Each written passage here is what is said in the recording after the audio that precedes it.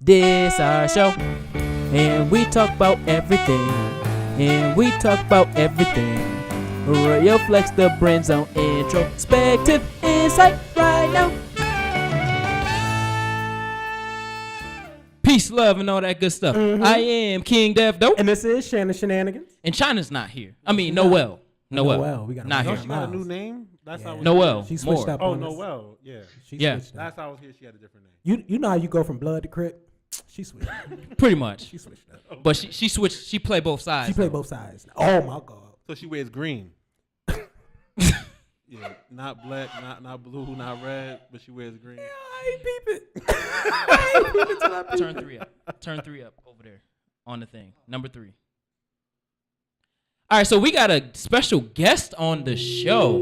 Not too high. Right there, that's good. Can you introduce yourself, please?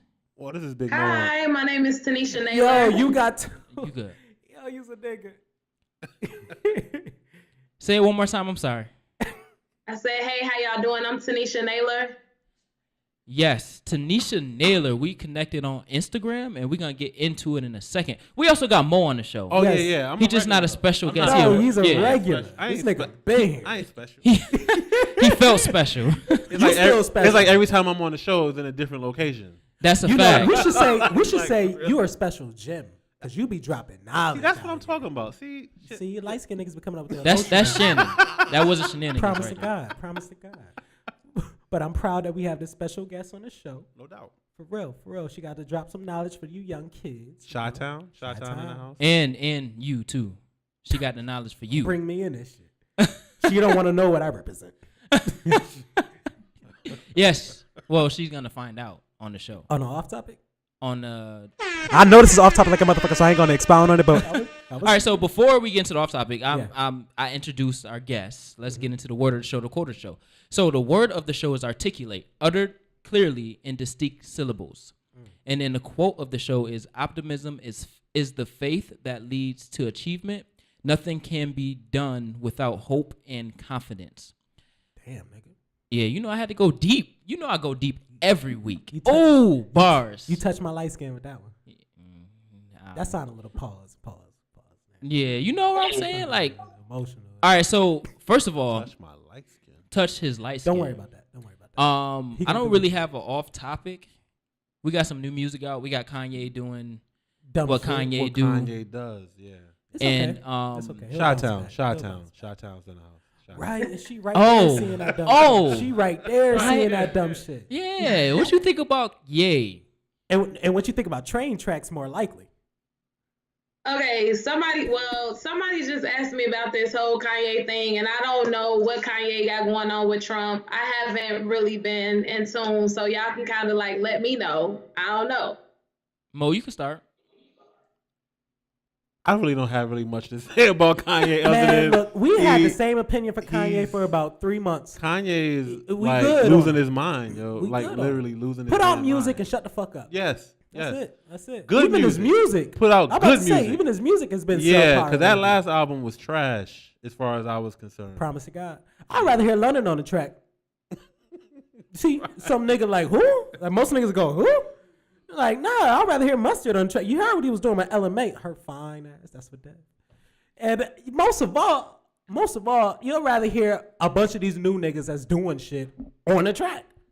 That's most of these niggas' names now. They just something on the track. Or little Lil on the track. Little something. Lil on Little the track. damage. Little damage or Lil these Ray rappers. Ray. I'm not talking about the rappers. I was talking about the producers more specifically because that's what Kanye do, right? Produce. Right. He now does. you ain't Well, doing he's a shit. rapper too. I get the concept, but that's what you do, nigga. You're a producer. Ain't nobody talking about Kanye because his fucking lyrics. Well, Not anymore. Not anymore. To Not answer the anymore. question, or to kind I of give you can't really- background, Yeah, I'm sorry. I can't- Kanye just keep on talking about Trump, and he just No, supporting the hat.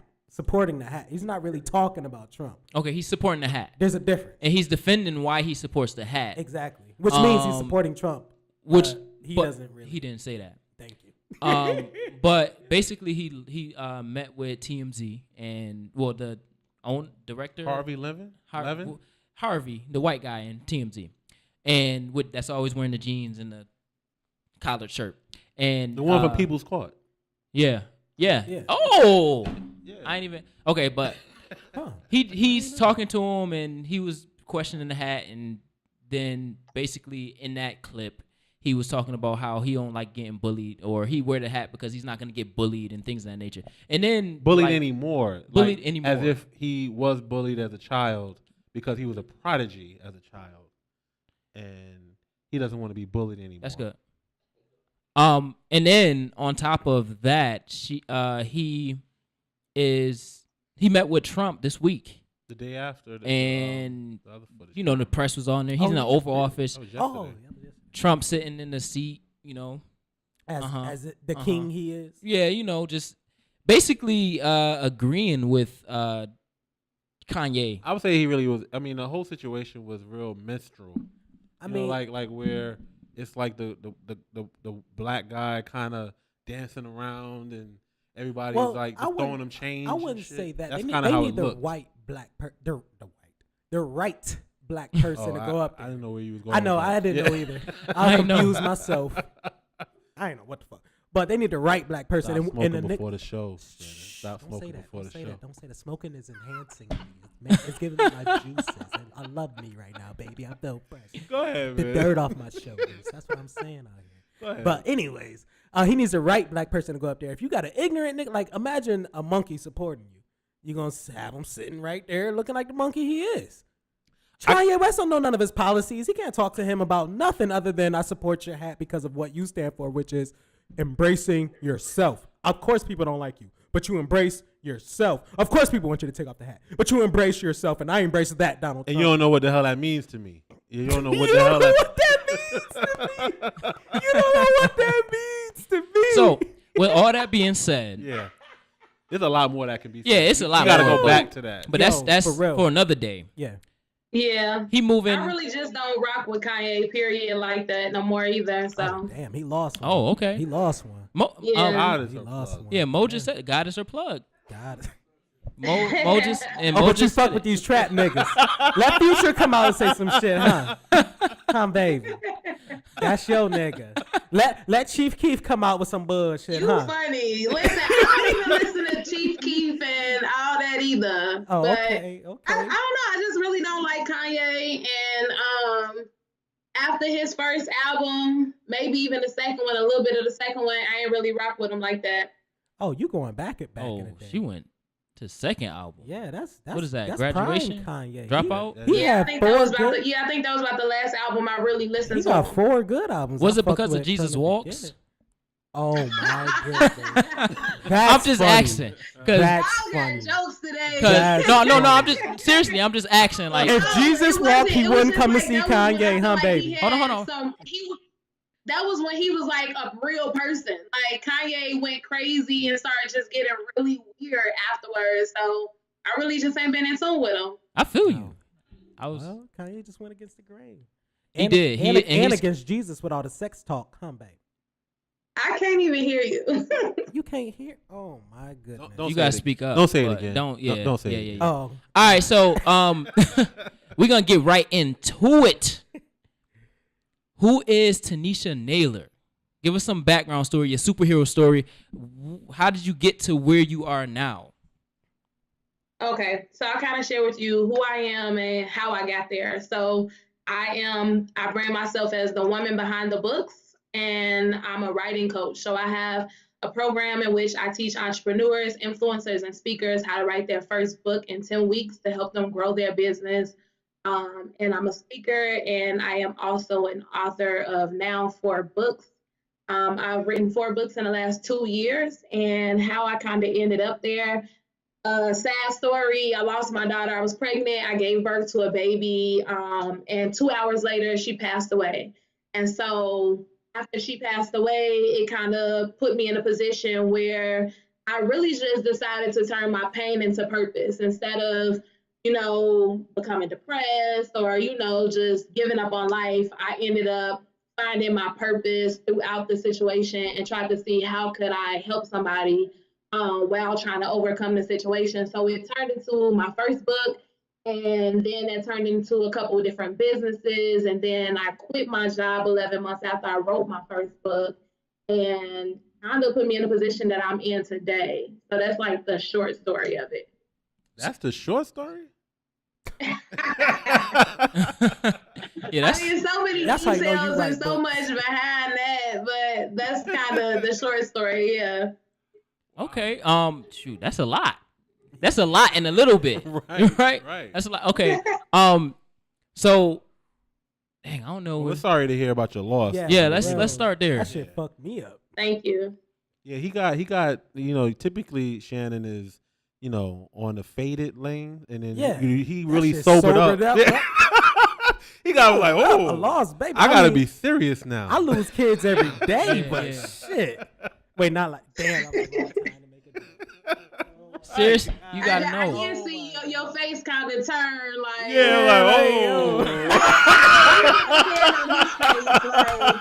This ain't my lane. This ain't my lane. I don't know what to say. I don't know what to say. I'm sorry. What else? Yo, you can't fuck with that topic. Shannon tend to To take back off himself on away serious. from the situation. Serious. You said what? It's serious. Nah, bro. Can't joke on it. I gotta check out. Yeah, I gotta check out. This ain't my 420. Yeah. Shit, I'm sorry. That's all I can say.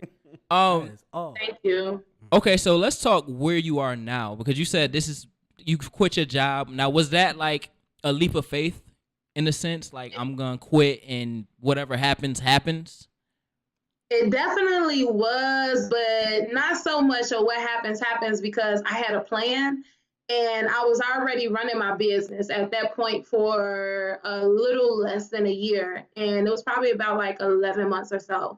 And it was like, I felt like God put me in a position and really just pushed me to kind of leave my job. And at the time, like my background is in mental health counseling. So I was a counselor and I loved my job. I loved everything that I was doing. I was a coordinator. I was building programs, working for all these different companies. And pretty much I just saw that it really was kind of like that moment of like the light bulb went off and I was looking at my salary and I was looking at how much I was paying my own self hourly in my own company. And I was paying myself more money, but I was working way harder in my 9 to 5. And I would come home and be so fatigued that I wanted to quit my entrepreneurship, like my own business. And I'm like, well, I can't quit this because I want this to take me somewhere else. I don't want to work for somebody else for the rest of my life. And so in that moment, it was kind of like, okay, I have what it takes to put myself in a position where I can replace my income and build more streams of income if I just put everything that I have into just my own company. So within that, like light bulb went off, and within probably about a week of me just going back and forth for myself, I emailed my boss and I told her like my last day would be November 1st. So actually on November 1st this year, in a couple weeks, it's going to be the full year of me being a full-time entrepreneur. Oh, clap it up. I like that one. What's up. Yep. So how hard was it? I ain't got no man, I ain't got no sugar daddy, I ain't out here stripping, I ain't out here doing none of that. But don't be bashing those women that do it. Come on, now they doing their thing. Shit, I need a sugar daughter. I need a sugar daughter. You see how he just like he got the light bulb went off. Like, don't bash those women. You need a sugar They are daughter. women. I need a sugar daughter. You're gonna go to jail if you get you a sugar daughter. 19 or better. 19 or better. She my sugar daughter. I need one of those Kylie Jenners. Ooh. Sugar daughter. That's all that is. But no, I really have a question. I really have a question. Okay. So was the transition easy or hard from leaving full-time work juxtaposed to working and keeping your business afloat? The transition was definitely hard because like when I did it, I had like, okay, it was faith and I'm like, oh, I'm gonna do this. God got me. And it was different when I was there full time by myself because being an entrepreneur, period, money isn't always consistent. And so I had to find what is going to help me get consistent money? How can I make this sustainable? Because I have a set of clients that I deal with and my business isn't like all year round, I'm working with you. It's a set amount of weeks that we work together. And so I'm like, well, how can I consistently keep this clientele coming in? And so it was hard because mentally I had to get my mind in order. Like and just everything. I had to stop being lazy. I had to break out of that waking up kind of when I wanted to phase because I work for myself. And just, it was a lot of transitioning. So I'm not going to be the one to tell you like, oh yeah, it was a breeze, because it wasn't. And when I first started my company, I was a life coach and I was also a writing coach. So I had those two streams of income, and then I was a speaker and I had that. And then I had my first book. And at the point when I left my job, I had already wrote my second book as well. So I had 4 streams of income. But within probably about a month, I stopped life coaching. And I didn't know I was going to do that prior to me leaving my job. So I was really dependent on that income that I had coming in. And I transitioned. But when I made that transition, it got to a point where I found out what my value was. And I up my prices, and I changed the clientele that I work with. And then so I started to charge clients more. And I could just focus on this main thing, and it really just took me to the next level. That's hard for people to do though.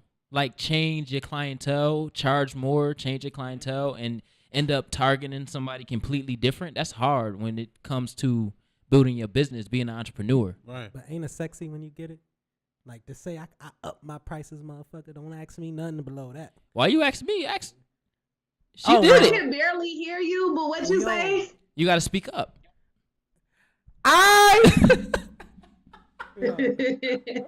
That's better. Maybe it's this shit. Where my mic at?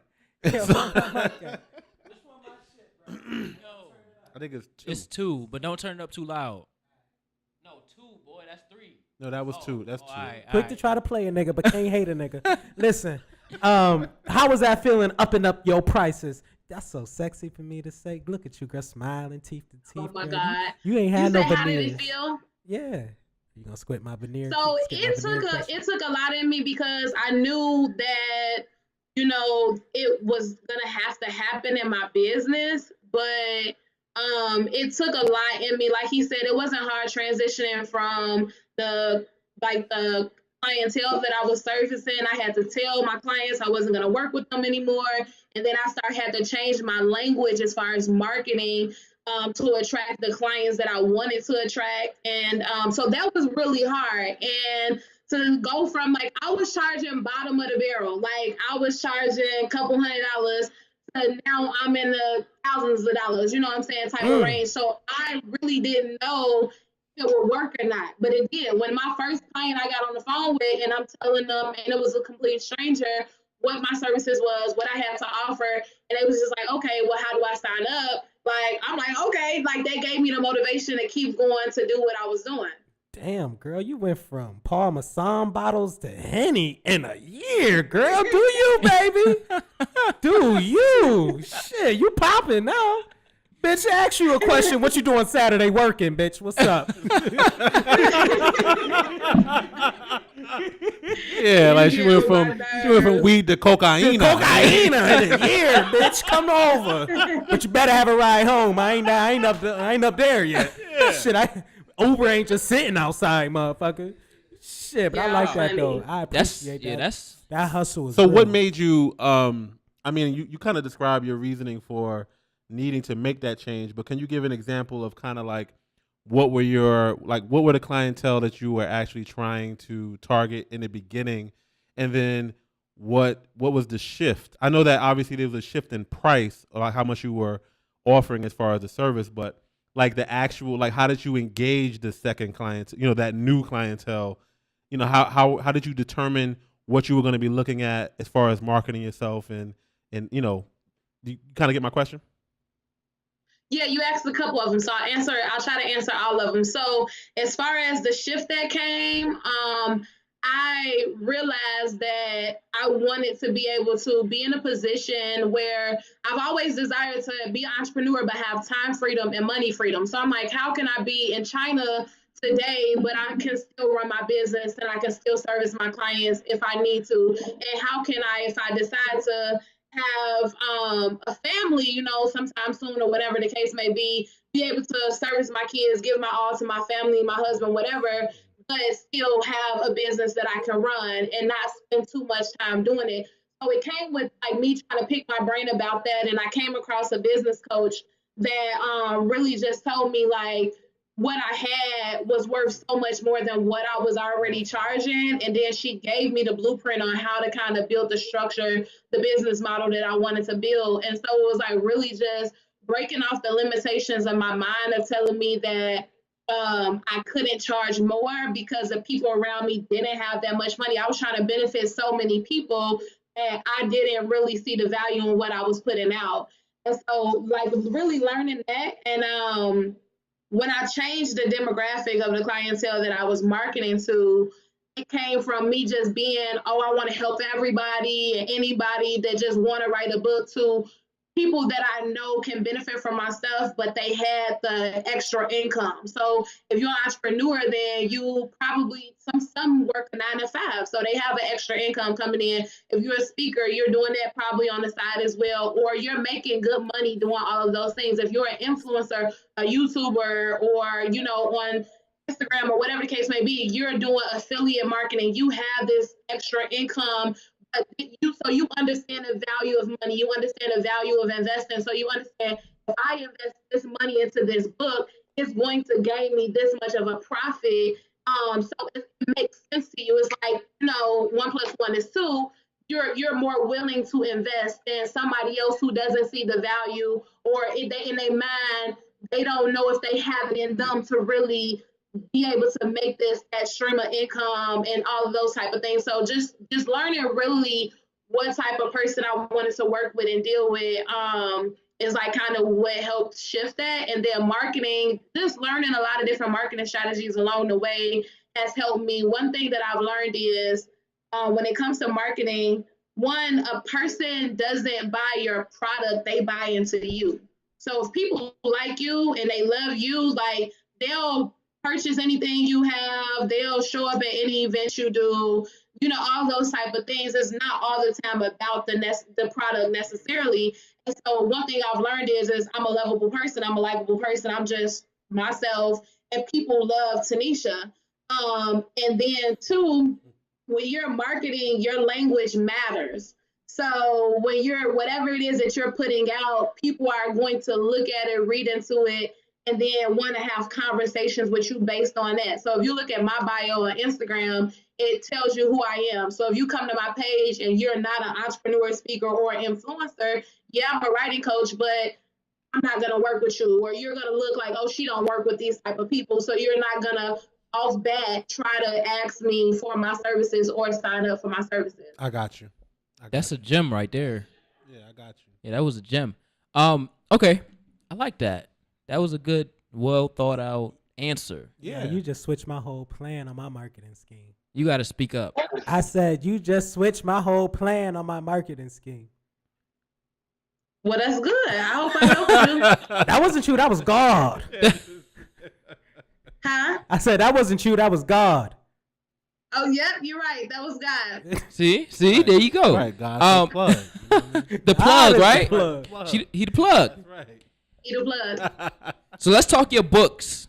Born with the Purpose, Pregnant with the Purpose, Scars Christ Allowed to Rescue Someone, and then Faith Stretched Without Limits. And then you said you have a 4th one coming? Yeah, so I just finished. It's a workbook, so it's a book/workbook. It is for people who desire to write a book, but they don't know where to start, or they just overthinking and they're just having a hard time getting started. So I have a workbook that gives you the 5 secrets to help you start writing the book. Yeah, I need that book. Right now. It's gonna be free. It'll be coming out, dropping next week, Wednesday. So if you go to my page on Instagram, you'll be able to click the link, and then you can download the PDF right away. Oh, no doubt. That sounds like an anxiety-based book. That's happening. You said it sounds like what? An anxiety-based book. No. It's good. Well, it's gonna, I guess, help relieve you from any anxiety maybe you have. It sounds like people just need to get over that. That's my problem when it comes down to getting on stage. I have too much anxiety. Like my shit's, and I forget my jokes as soon as I hit stage. I forget everything. That's why I got to be one of those comedians that regurgitates the memorized information in their head. Like I can't write it down. I can't memorize it. I just got to regurgitate the jokes that I thought. Well, it's good when you could be natural. So one thing I tell Goddamn right. people when you speaking or you get in front of those type of crowds, to be yourself. Like when you're yourself, then you don't have to. Now I don't even like write my speeches before I go up because like it's no point. Like you just said, it's in you though. So like the Yeah. jokes is in you. Yeah. It's gonna naturally come out. But you have to look at the people in the audience like they're your friends and family. And just like you on this show right now, like that you're naturally doing it. And when you look at it like that, you'll become more comfortable and the anxiety will go away. You see, I used to just picture like all the women all just offered me head right there on stage. Like they just all offered me. Like, all right, baby, I'm gonna tell you. Hey, yes. I'm thinking the same thing, Nancy. I think it's time for him to go. Oh, nah. Oh, Shannon. I don't even know how to like transition follow from that. Right? How do you follow that? It's easy. You tell your anxiety stories. That's all that is. Just a story of my anxiety. That's it. You tell your shit. She did her.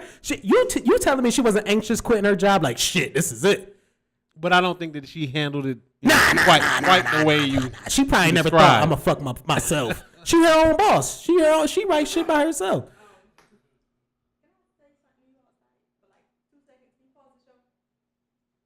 He could just go. No, we could just keep on going. Okay.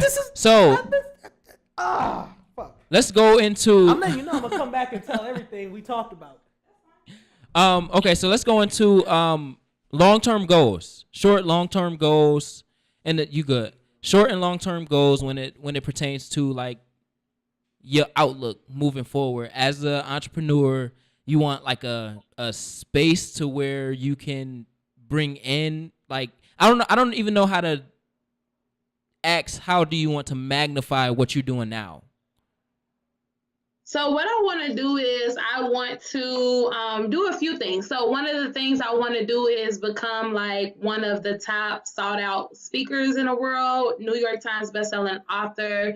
I'll probably write and publish like over 50 books one day. And I want to also create programs and bring them into school systems to help people like children to write books. So I think that like we don't understand and we don't see that like children have the ability to be entrepreneurs as well as they have wisdom at a young age and they can help people, you know, their friends in whatever type of way. And so I want to be able to bring that program into like schools, and I want to have an app also for like learning and literacy for children and stuff like that. I guess you can say those are like my main like long-term goals, and to really get to a point where I'm not even working for myself, but I just work for fun just because. I like that. Yeah, can you give me a brief description as to your process of writing a book? Like knowing like obviously the topic that you really want to engage in, like what is the process that you kind of go through? I know you could have it, you probably have that kind of in your workbook, but for the audience, like what, you know, kind of what your process is.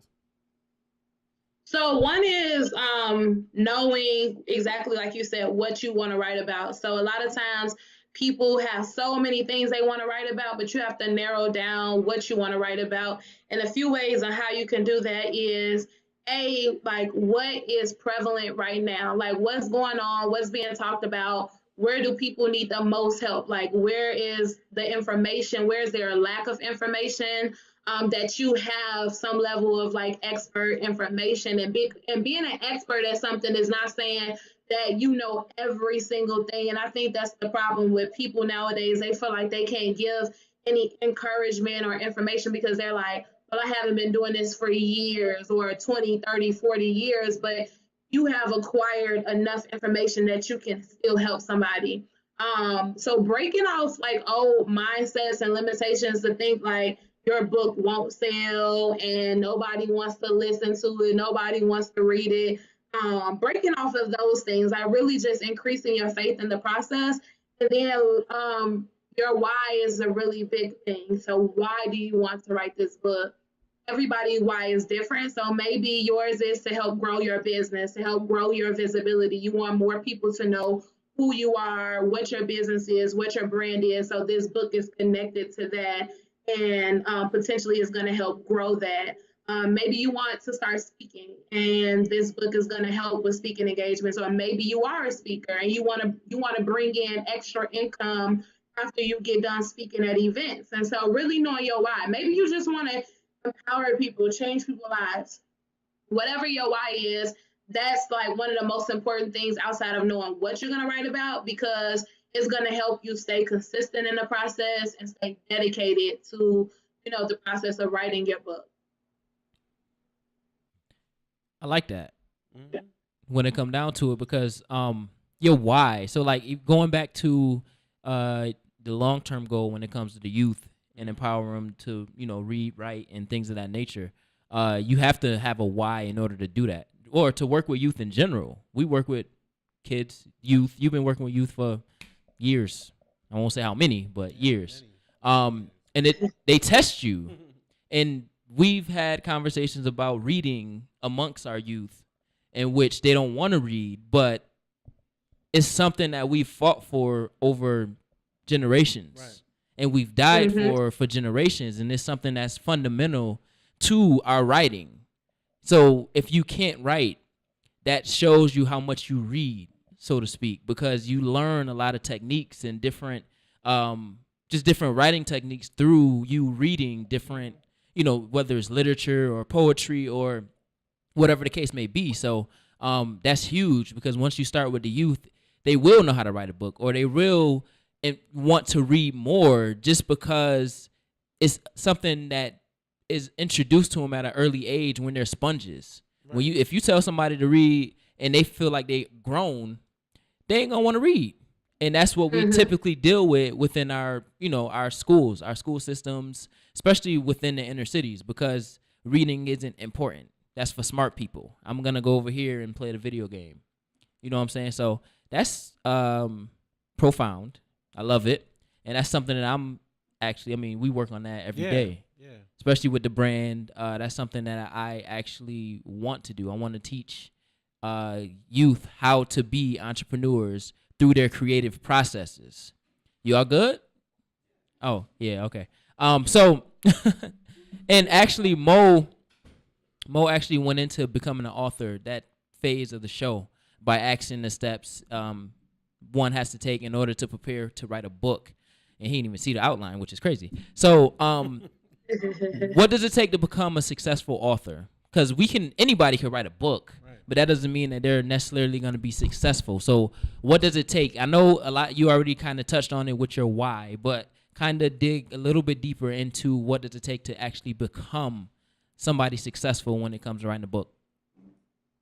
So like your marketing is a big thing. And I know we talked about marketing already, but you have to learn that gift and learn that skill, shall I say. And you have to always try to sharpen yourself. So one thing I tell people all the time is don't be afraid to invest into you. I learned years ago, I think it was TD Jakes or somebody successful said, if money is always an issue when you're trying to make money, you'll never make money. And so you have to be willing to invest into your product. So rather that be marketing or coaching or whatever it may be to help your website or, business cards or going to different events, conferences, really expanding yourself, paying for a table at a vending event so that your name can be out there so people can buy your product and stuff like that. You have to be willing to make those huge risks. Like for me, no doesn't mean anything to me. Like no just means not right now or the next person to open the door. Maybe this isn't the right person. So I don't let no discourage me. So like I've walked into bookstores and I've asked them to put my books on their shelves, and I've gotten contracts like that through book companies and stuff like that. So it's like being creative, finding ways that you can be creative in your marketing and just in anything, period. When I'm having a conversation with somebody, you are always talking to people and people always ask like, well, what do? You can find a way to sell without directly selling. You know what I'm saying? People when they hear I'm an author, they're like, oh, really? Where can I get your books? I got them right here in my purse. Hold on. Like, I'm on point. I'm not gonna be like, oh, go to my website or go to Amazon. Like, let me pull them out real quick. Catch them in the moment. I only got a credit card. I got my swiper here. You know what I'm saying? I accept credit. I accept debit. Like, you have to always be on point if you want to be successful. If you want to take yourself to the next level, and then finding ways to collaborate with people and creating like events and stuff like that. Doing interviews, things like this, you know. So when you approach me about it, I'm like, yeah, sure, because you always want to find a way that you can build your visibility. You want to get in front of different people that you wouldn't necessarily get in front of on a day-to-day basis. So finding those different type of things, but not really being afraid to really promote who you are. When you look at marketing, do you see Walmart being scared to talk about their products or their services? You will get a commercial every hour, on the hour, every 15 minutes about them. So not being afraid to put your stuff out there. Okay. So in other terms, you gotta want to invest in yourself consistently and not run into something that say, oh, well, that take $10 for me to get this promotion and run for 2 days or for 2 hours, so I can't do that type thing. You gotta you gotta have the want to succeed at your disposal. Like, you have to continue to just push yourself, even if it's $5 every check while you're on payroll, just so you can get everything, your visibility and everything up. Mm-hmm. Yeah. Okay. When I was at my job, I was taking money that I would usually probably put in my savings and stuff like that, or just spend to kind of hang out. I was taking all that money and I was investing it into my business. So really just becoming disciplined and like really serious about what it is that you have, because if you want to be successful, you're going to be successful. So if you put that in your mind, like, I want to be successful, I want to be a successful author, then that is what's going to show up in your life. But you just got to put the work in. That's a fact. So which book that you've written so far is your favorite and why? I would probably say my children's book, because I never saw myself becoming an author of a children's book, let alone any book, but a children's book. And like the illustrations in it is just, it brings the book to life. And just even seeing children's lives being changed from that book and hearing their testimonies or how, they really enjoy it. I think that's been the one overall that has been like really like mind blowing for me. And I really, top seller as well. And I just really, I don't know, I like everything about it. You like them kids. That's what you like. That too. Kids do have my heart. So, you said you want to write 50 books at least, right? Probably, yeah. Probably about. Now, will they stay in the same like genres, or will they kind of explore outside of the genres that you've written in so far? Because you seem to have the same kind of write within the same genres so far. It'll definitely go outside of the genres that I'm in. Believe it or not, I'll definitely write an urban fiction novel one day soon. And I'll have different, books that come out with that. And then I'll also write books on like entrepreneurship and things of that nature. I know he got something to say. Go ahead and say it. What you got to say? All I was going to say was Zane. Huh? That's what I was going to say. Zane? Yeah. See, I love Zane when I was growing up, but you ever read The Coldest Winter Ever? Yeah, Sister Soldier. Yeah, so I loved her books as well. And so like along those lines, like but it's gonna kind of be a book about my life to a degree, and some other things, So yeah, and then entrepreneurship. I really love entrepreneurship, and I've learned so much, and I want to be able to give that information to people. What is the process for publishing your books? Okay, so I do have a publishing company as well. I forgot to mention that. Oh. But okay. So I have a publishing company, Lifted Publishing, and that started last year before I quit my job. And the way it started was me just publishing, I guess, my first 2 books, walking through the steps with the publisher. But is a very long answer that I can give, but how can I answer it very short? The process of publishing. I guess you have to get a book cover done. You have to get your ISBN. You got to get your manuscript edited, the book formatted. You have to know like the size that you want the book and like the layout, the interior design, like how do you want it, the font, everything like that. And then you also have to get that copy written so nobody can steal your words. And if they do want to use your words, they have to quote you, and show respect to you as the person who owns this word, the actual word. So I think that's like the basic part. And then you can get it turned into ebook, print ready version, distributed to Amazon, Barnes and Nobles, and different bookstores and stuff like that. That sounds like a lot. You said that in a little bit. It's more technical than that. It's like all of the answers. Yeah, all of the answers, right? Like multi layers to the question. Well, I guess that's book writing. Like it seems like the creative process doesn't stop. Like it starts with the pen, but it doesn't stop because then you have to design your book. You have to know your fonts. We was talking about fonts when we was going back and forth with the ad. It's like, know your fonts. You got to know exactly how you want it to look, how you want it to flow, how many pages, things of that nature. So the creative process does not even stop until it's on the shelf. Right. Yeah. And that's pretty much publishing for the most part. Mm-hmm. That's crazy. That's a lot. Because I want to write a book at some point. And probably a few books, because I got a lot to say. That's why I got the show and everything. Shannon might write a book or two.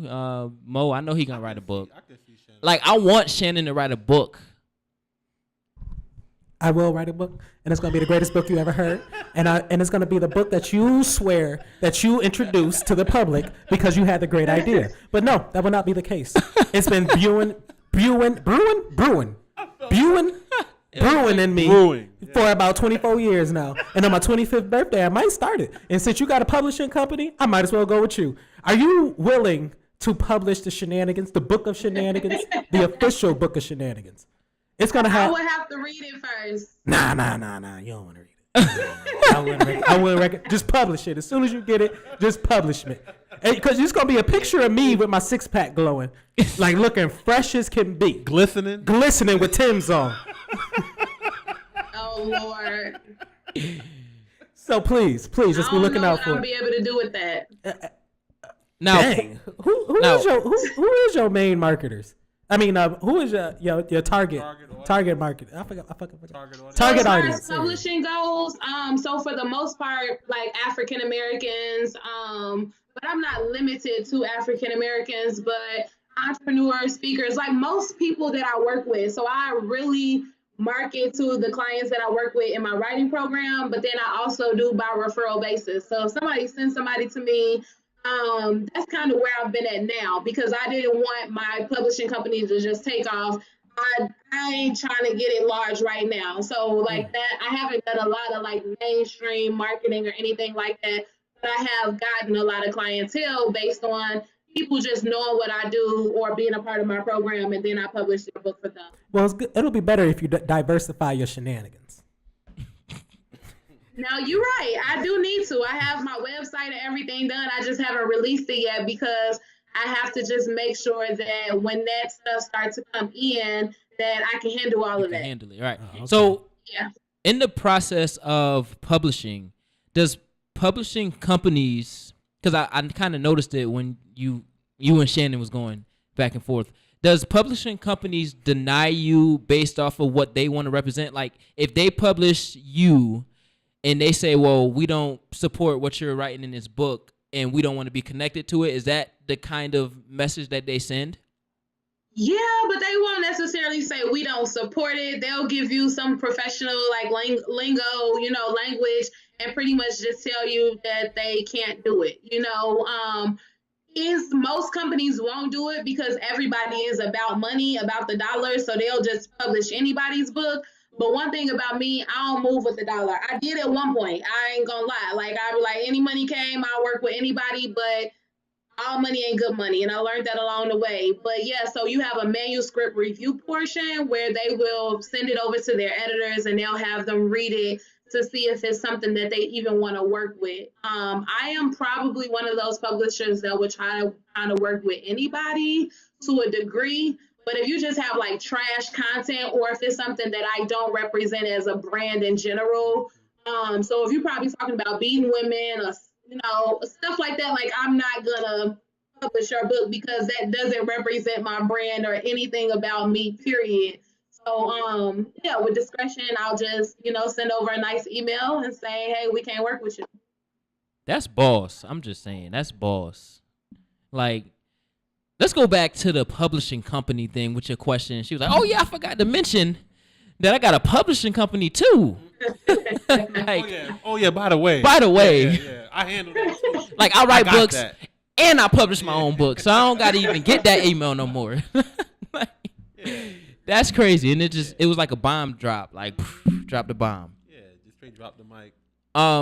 Yeah, so can we talk about let's talk about visibility. So like influencers, how do you kind of manage what your intake and outtake and like just bringing in your money? So like, how do you kind of manage yourself? Because you are your own brand and you help speakers, influencers, you help with visibility and creating opportunities through writing and everything like that. So how do you kind of manage all that and know like who to bring in, or do you reach out to help people? Like, what exactly is your focus? So I'm giving y'all $1 million info, so I hope y'all taking notes. But Gems. So with that, as far as managing my publishing company, so I have a team that I work with, where I have a team of graphic designers, illustrators, editors, proofreaders. Like, I don't do any of that work by myself. The manuscript review, I've even gotten to the point where I'm not even reviewing the manuscript, maybe the first page or two, but I don't really do too much of that work hands-on. I'm just really more so like the manager of the project and everything like that. And so I do a lot of overseeing with that and putting the project together.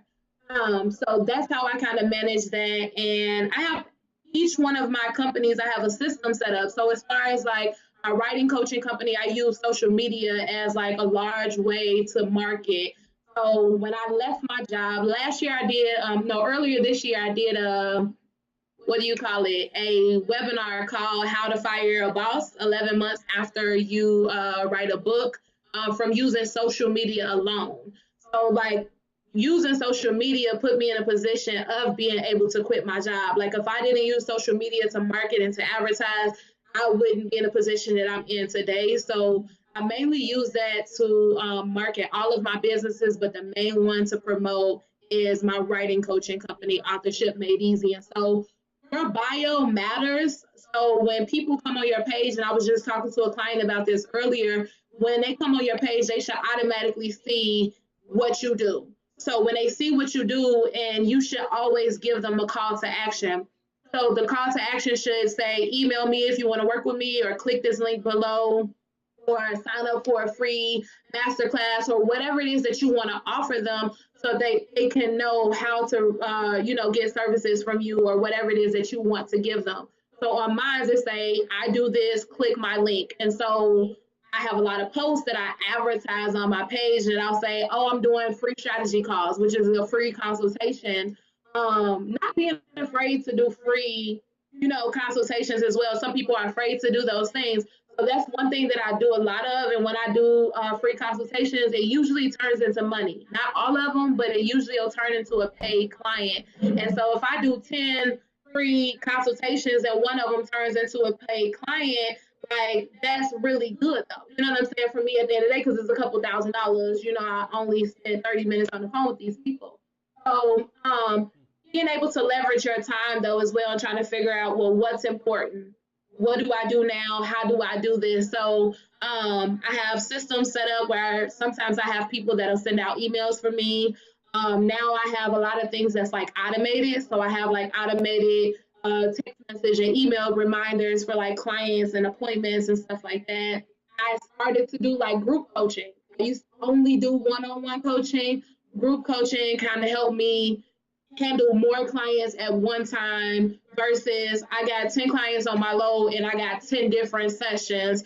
If I compromise 5 of them in one group and then 5 of them in another group, I can do those 2 groups on 2 different days and I have more time. So just kind of figuring out like what works for you, I think has been able to like help me manage it. And then having a coach, like I always invest into a coach. Like if I pay one coach for something, it's different coaches for different things.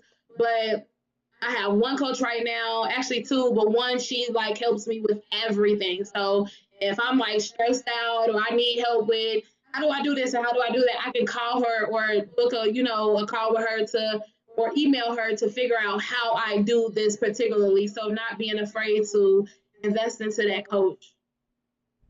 So keeping support around you is huge.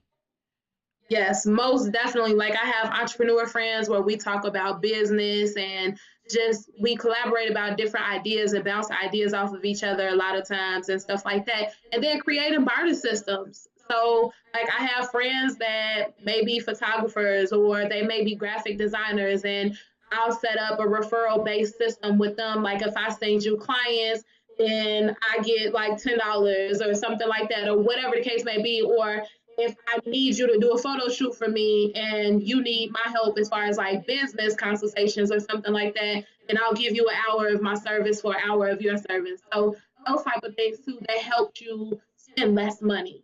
That's fire, because that's what we used to do back in the day anyway, before money became the main source of trade, because that's typically all you do with money. You typically trade services between one another. So if I was a ironsmith, that's what it is, right? Ironsmith? Yeah. The people that make weapons and stuff. Yeah, man. And you was a tailor. You know, you'd be like, okay, you tailor my sword thingamajiggers, the you know, Sheath, the sleeves, whatever. And I'll make you a sword. Shannon would have been I don't know, but I was about to say the neighborhood drug dealer, even back then. the Joker that came in front of them niggas. If you didn't make the king laugh, their head was off, nigga. That mean you made him laugh all the time, right? Oh, okay then. Fuck it. I'm his best friend. Shit. But no, that's typically how we used to do things anyway. So I think that's actually the biggest gem that you've probably dropped the whole show, because we tend to, if you ain't giving me money, then how can you help me? Like we tend to shut down a lot of resources, services, because people are not giving me money. And we don't do anything free, especially within our own community, the Black community. We don't do anything for free. If we don't see monetary value coming from it, that I get $10, $20, $25, then we tend to not do anything altogether. Go ahead, man. What you got? You it's going. No, I was just thinking I need to smoke. Oh. Okay. So let's go before we kind of wrap. We got about 10, 15 minutes left for the show. Let's talk about reading in the Black community in general. So we touched on it yesterday.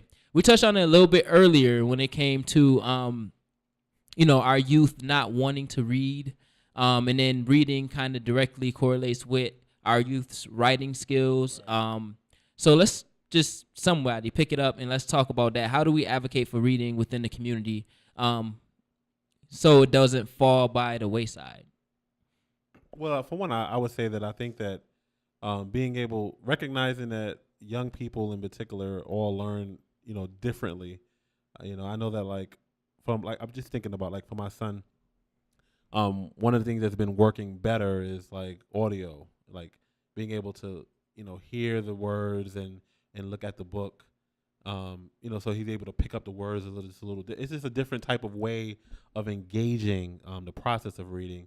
So I think that a lot of it really is kind of trying to see where children are as far as the way in which they learn, so that learning becomes fun. That process of reading, that process of writing is not something that is, is a task or something that you have to do, but it's something that you actually enjoy, doing. So for example, Shannon likes to smoke.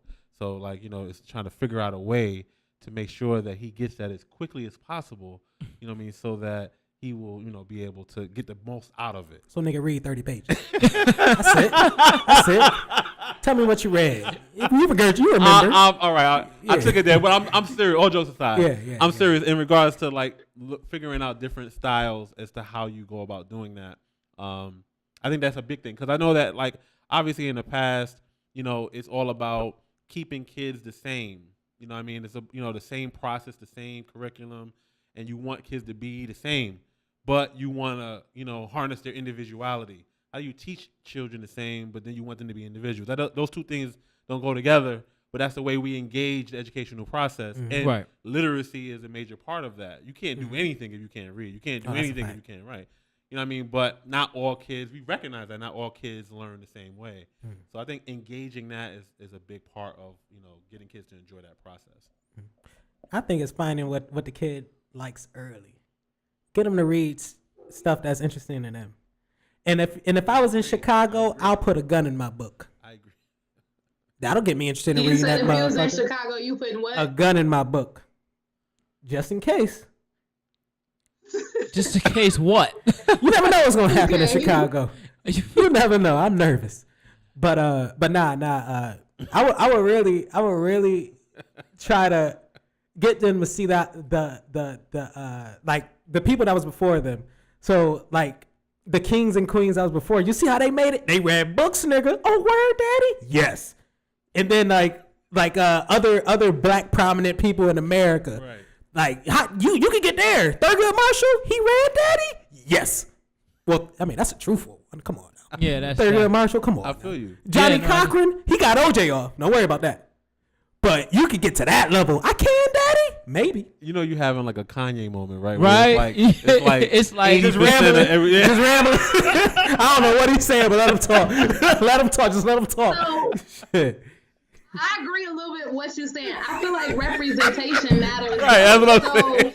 You have to let kids, like in my children's book, here's a copy of my children's book. Ooh. I put two black kids, but they see their face first with the crown on their head, and they understand like this book, they're gonna see somebody like them, like my nieces and them. When they look at the book, they're like, "Oh, she looks like me." And so, like when they're able to connect that type of way, and they see more of them in books, it makes like our community, it makes them more intrigued or more excited to read. Like when I went to the school, I did a literacy campaign. So a part of my literacy campaign was to promote literacy, purpose, and identity with my children's book. And I had people donate, and I donated my books back to a Chicago public school, and I went to speak to the kids and all that stuff.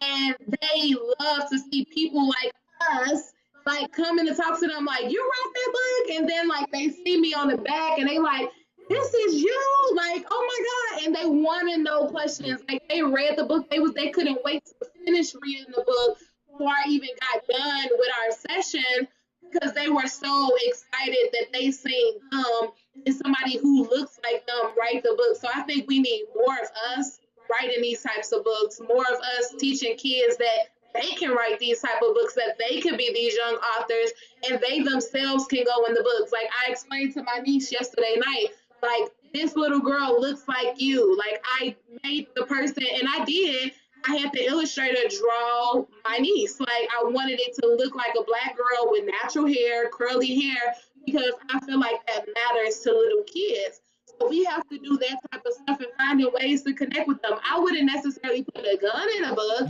but little things that intrigue kids that they like to see. I have a playground in my book. They like that. Like, oh my God, they're at the park. So finding stuff like that and really just like he said, giving them an encouragement to say, to kind of push them to want to read.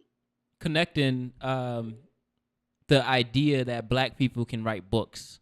I think that's the disconnect too, because typically we read books that were authored by white people, and we tend to get literature or in the curriculum that's written by white people. So we tend to not connect. Well, we can write books too, because we're smart enough. Yep. And even going on a deeper level, a lot of our kids don't even think about writing books because they don't even understand that they are smart enough to even start writing a book. At any age, we actually had an honorable mention last week. Jalen Patman, she's a first grader, I think, first grader or second grader here that co-authored a book with her mom, based off of her getting picked on in kindergarten, in her kindergarten class, because of her skin color and her natural hair and everything that you literally just mentioned. So again, and she's first grade. She's already written a book, so she's already on that path, like, now. So I'm pretty sure that she will write another book within the next couple years once she figures out what's next, because she gets a lot of publicity, she gets a lot of she'll be able to speak and everything like that. So she will tend to enjoy this a lot more. It's almost like the show. We enjoy this. That's why we come back every week. I enjoy creating content to where we can just discuss real life things and bring it to the forefront and just have a real conversation on the show, so everybody else can learn from it and kind of challenge their own, thought processes. I picked Shannon for a reason. He with the shenanigans, but I picked him for a reason. And in China, she not here, but I picked her for a reason. Mo's here, but he inspire a lot of the content behind what we generally talk about on the show. So when it come down to it, you have to be with anything, but I guess we can stay on books and reading. We have to want to engage in it. Like, I wasn't a reader when I growing up. Like, I know I'm visual, I'm auditory, so I typically would want to listen to a book or watch something like a movie or something before I read. But now I'm getting to a point where reading is therapeutic, and it's a form of meditation. But you got to take yourself to a place where you can sit down with a reading light, and just read. But we move so much. Me and Mo were just talking about this like this week. When we move so much, we have to depend on the audiobooks, because that's the only type of book that will keep up with our schedule for right now. But again, we have to want to read in order for us to actually read. So, what we all said pretty much it touched on representation and things of that nature when it comes to our youth. And it's important because, again, going back, reading is fundamental. It's one of the most fundamental skills that we can have, and it directly affects the way we walk, the way we talk. I guess not the way we walk, but the way we talk and the way we write. And all those things ultimately dictates how we are labeled within society. Right? We good? Yeah. So, how could people kind of connect with you, find you on social media to get that free 30-minute consultation? Or I just follow her. That's what I'm doing right now. I just followed her. See, that's crazy. Like I was doing that as she was talking. That's crazy. He's talking too much, so I'm going to follow her right now. Yeah. How can people follow you to get this free 30-minute consultation and take advantage of that those gems that will be dropped in those 30 minutes? So you can follow me on Instagram at Taneisha Naylor, TaneishaNaylor. That is also my Facebook name, so you can go on there as well. In my link tree is a link right underneath when you get on my bio on Instagram. And when you click on it, it'll say free 30-minute consultation, and that's direct access to my calendar. So then you can just automatically book an appointment with me based on my availability. And then my books, TaneishaNaylor.net. If you want to book me for speaking or anything like that, you can find me through info@TaneishaNaylor.net and email me. Well, you could find Shannon. Well, Shannon don't really be on Instagram. I damn sure don't. I damn sure. But yeah, y'all go. Let me check Shannon out. Yeah, check Shannon out. On Facebook, he is Shannon Shenanigans, and that is Shannonagains. Yep, Shannon again. But sure yo, you say it twice. Yeah, say it twice. Shannonagains. Look, she look you up right now. Oh shit. No. I was looking at. I got nervous for a second, girl. I don't post none. I wasn't looking at his page. I was looking at Mo's page. What did you say? Is Shannon what? It's Shannon again. So, Shannonagains. Yes. Do you got an Instagram page? I do. I just don't. I thought the very first post you post was your cover photo. So, That was my dumb so he don't got nope. Yeah, I learned that. But I gotta post something. I might as well post something right Listen, now. Shannon got on live last week and he thought that Yo. he didn't even know how to work it. You know how old folks be looking at their texts? taking selfies. Promise to God. Yo. Hold on. Wait, how I do it, Dev? See, Oh wait. what you doing? You looking for her? Wait, nah. How you? You how about to I go do- on live? Wait, no, I don't want no story. Nah, how you post a pic, Dev? Oh, hit the plus on the bottom. In the meantime, there is one thing that I did want to speak to. I just actually finished reading a book, and there was a question that was posed during the book that actually led Last to, night. I said that last night. My fault, Dev. Keep on going. Keep on going. that led to. It was a question that was posed in the book. I ain't know the picture just came up like that. I ain't see nothing, so I'm All right, glad. cool. My fault, Dev. What was It was a No, picture of my I'm dick. sorry, Shut I'm up. sorry, Oh, my bad. I'm sorry. I just. Yeah. Oh my gosh. I don't lie. The question. I don't lie. The question was, who is the Tolstoy to the Zulus? That was the question. Who is what? Tolstoy. He's the guy that wrote War and Peace. I never heard of him. Yeah, right. He's the guy that wrote War and Peace. It's a real thick book. He's known Ooh. as one of the greatest authors of all time. Okay. And the question was, it's one of those books where not everybody, because obviously not many people know us, Yeah, make sure you- this generation, but he's known as one of the greatest like European authors of all time, right? Russian author for the most part. And the question was, who is a Tolstoy to the Zulus? Meaning like the Zulus don't know who Tolstoy is. So who is the Tolstoy of the Zulus? Who is the Zulu black person, South Africa? White Mhm. people. Y'all get what I'm trying to say? It's white Yeah, people. like Shaka Zulu. Yes, Zulus, right. Who is Yeah. the Tolstoy to the Zulus? So the Tolstoy is the white people coming to take over. You going in another direction. You going in the Black Panther colonizing Yeah. lane. We ain't there.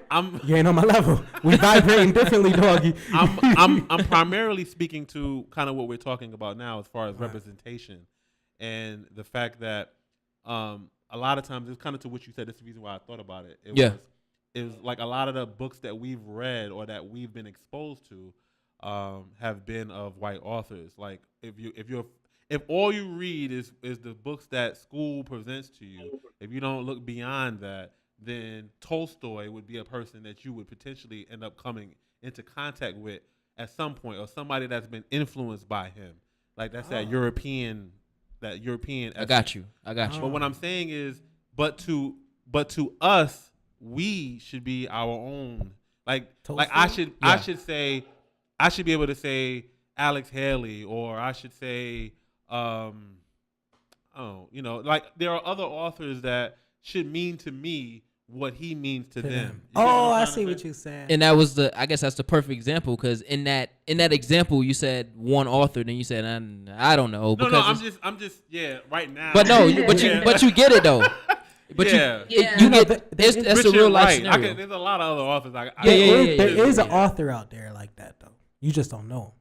Right. Matufu Shakur. Are you serious? So Matufu Shakur is his alter ego. He's my African alter ego. All right. You seen Black Panther? Them ones that was doing it. Yeah. He was a part of that. You probably ain't seen. There you go. You just ain't noticed him. But that's Matufu Shakur, and he's a great author. You should look him up. He ain't got no books out right now. He getting them though. I'm gonna write them for him. He lazy. He out there fighting the real struggle, the revolution. Black people united. He lazy. Mm-hmm. He lazy. He ain't Black Panther. He's Black Lion. He in the house smoking weed. Yeah, right now. He a Rastafarian too. Rastafarian too. You know that's part of the bloodline. Yo. Yo, you took my serious point and it just left. I felt it was too. But seriously though, all jokes aside, like what I'm saying is that those authors should be to us. Yeah. Highly regarded as Shakespeare, baby. Yeah, like sister right here. You know what I mean? Like she should be regarded the same way that they regard their major authors. Absolutely. And that's we gotta boost her up to that level then. Shit. Spread the name. No, that's a fact. And our generational kids is gonna be speaking like highly of, my daddy one day was talking to Taneisha. Do you know that? And people ain't gonna believe that. Nigga, please, you boosting, nigga. Get the Look, fuck out my face. look at here. Bitch ass nigga. Search Prove it right now. Prove it, nigga. And by this time, Photoshop gonna be at a new millennium. Nigga, you Photoshopped them there sitting there looking cool. Nigga, please. But nah, seriously, the kids that I'll probably, never mind. We ain't gonna speak on my kids. You don't got no kids. I ain't got no kids. I don't plan on having until I'm about 82. Repopulating the earth. What happened to repopulating the earth? Man, I gave up that idea. Child support, nigga. Repopulating the earth gonna cost, nigga. I ain't realize it. I told you that already. Repopulate. Repopulate. You ever seen what's that movie with Will Smith? I Am Legend. I Am Legend. I feel like my kids gonna turn out like them dumb motherfuckers. Oh Lord. With that being said, Taneisha, Queen, we appreciate you for being on the show today. Yes, for No real. question. You dropped some Thank you. great gems for all our listeners, as well as your listeners. So now they can go and kind of hear what you can offer at any time. Yeah, the world, baby. Once Monday hit. Yeah, when is the book? The book is coming on Monday? The book is coming next Wednesday on the 17th, right? So yeah, the new workbook, it'll be dropping next Wednesday. So if you follow me, I'm gonna be kind of posting some stuff about it here and there to kind of like let you know when you can go ahead and go download it. All right. And that will actually be this Wednesday because the people that's listening to it right now, it's actually the week of the drop of the book. I'm gonna be inboxing her if I Right, don't see no October book. Like, 17th. if I don't get no book, I'm be like, you hold up. add her? Hold up. You add her with the arm emojis. I'm strong arming you because of this book. I don't got it yet. I click download, but it ain't work. Yeah, I'm pressing the button. God damn it! You don't know what this means to I me. late? You don't know what this means Is it to another me. link? Yeah. I'm checking all the links. You told me. PDF. I can't open it. I looked up I've 8 tested it already. However, if you have any issues, let me know. I'll fix it. Hey, I got Adobe One. Like I got Adobe. I still got an Android. Is this only for iPhones? Okay. yo. All right. Again, thank you, Queen, for being on the show. We For greatly real. appreciate you. We will be talking more. We will definitely be collaborating as we move forward. Also, please, again, give everybody your at names, your mention names, so they know where to find you. Okay, so I appreciate you guys. You guys were funny, some entertainment for tonight. And I appreciate you, King, for inviting me on this interview as well, and sharing whatever I could. All my social media handles is Taneisha Naylor. My website, TaneishaNaylor.net. Email info@TaneishaNaylor.net. And if you want to book an appointment with me, you can do so through Instagram. And it's FREE. That spells free. FREE. Yes. What are you? FREE. You know What what? are you, 8? Creditreport.com. Baby. Oh, I thought that was from SpongeBob, but the friendship song. Okay, so Never mind. y'all already know. Never mind. Bring another set of ears for next week's show. Wait, quick question. Do people ever say, like, just to fuck with you, Taisha Taylor? Taisha. People always say Taneisha Taylor, or they call me Tasha, which is really crazy. Yeah. That's I can Tasha. see I that. don't know why. Really? I have no idea Tasha why. from People just Taneisha? say Tasha or they say Taneisha Taylor. you got to throw them bows a Tasha. lot. Bitch, what you call me? Nah, I'm fucking with you. Yeah, like all the time. I think it's more so like white people that say Tasha, but yeah. White people? Oh, you got to come back on the show another day. Oh, that's another conversation. Imagine if a white person called me Shannonagains. You don't know me. You don't know me. Yo. All right, I'm done. Oh, okay. That's the way I'm gonna end it. All right, I'm done. All right. got Next the week, jokes out. I'll be here next week. I'll be back. You funny. Okay. Yeah. Please tune in. Y'all already know. Bring another set of ears for next week's show. This is Royal Flexible Brand's Introspective Insight Talk Show. I am King Dev Dope. And this is Shannonagains. Big Mo. Oh, he came in with the dirt. Taneisha. Oh, I love you. Thank you for listening. Thank you for listening. Introspect. Tiv inside. Hope you come back next week. Come back next week.